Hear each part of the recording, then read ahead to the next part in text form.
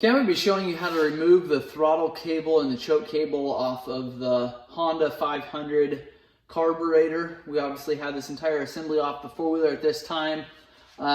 You don't have to pull the actual throttle, the actual choke assembly off of the four-wheeler if all you're going to do is clean the carburetor. But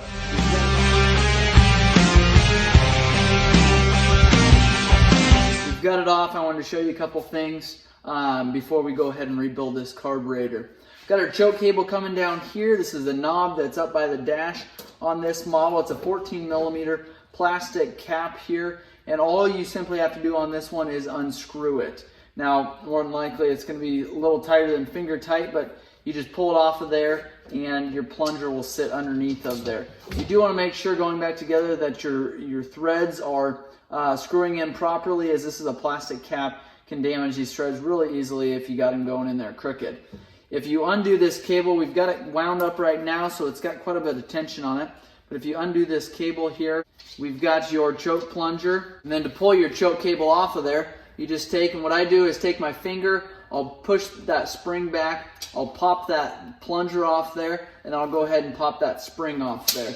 Now what I'll do is take that cap and pull that off of there, and then we just have your rubber cover here that that'll stay on your cable there. So easy enough to get that cable off. Now going to your throttle cable, it's a pretty simple setup here as well, but it does take a little more, a couple more screws to pull this out. We've got a Phillips screw right here under this black, that holds this black cover on. We can take and remove that Phillips screw, just a single screw there.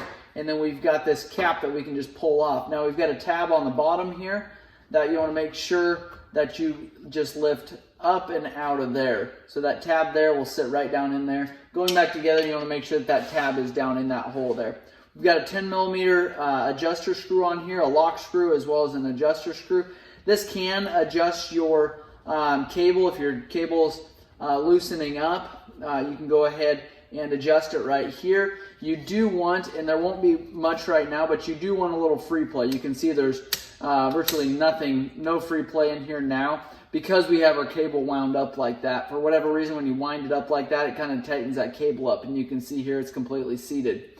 So if we were to unwind this cable, there'd be a little bit of free play here, and you should be able to move that slightly. The reason why they do that is because you're not supposed to adjust your idle based on this cable here. Your idle adjust is here, and you want to make sure that that cable has got a little bit of free play so that your butterfly isn't being held open like that there.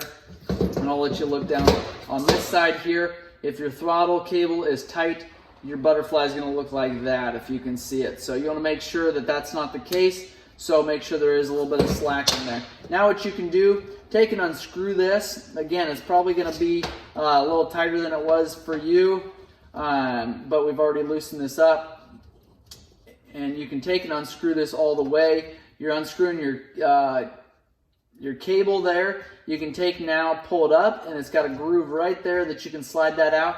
And then this cable just kind of wraps around that butterfly area there. You can take and just slide that cable out. Now it's out. Now you can set your throttle cable and your throttle aside. Now typically you would leave that throttle on the four-wheeler while you're pulling the carb, so this procedure would be done on the actual four-wheeler, and it's easy enough to get to. A lot of times you can loosen up the clamps on these on the carburetor here and pivot this the direction that you need it to go, so you can get to the screw back here, so you can get to this cover easier. But typically you would do that on the four-wheeler. So that is removing the cable and both cables on the Honda 500 four-wheel drive.